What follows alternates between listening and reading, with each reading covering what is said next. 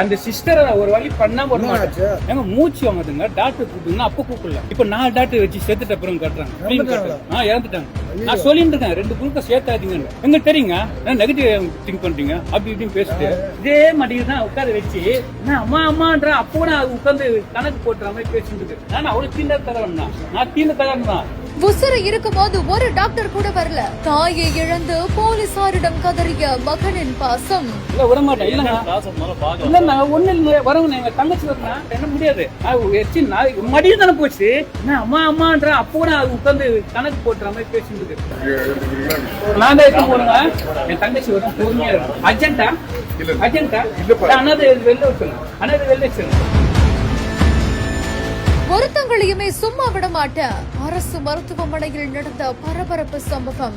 அந்த சிஸ்டரை ஒரு வழி பண்ணாம ஒரு மாட்டேன். நல்லா இருந்தாங்க சிஸ்டர்.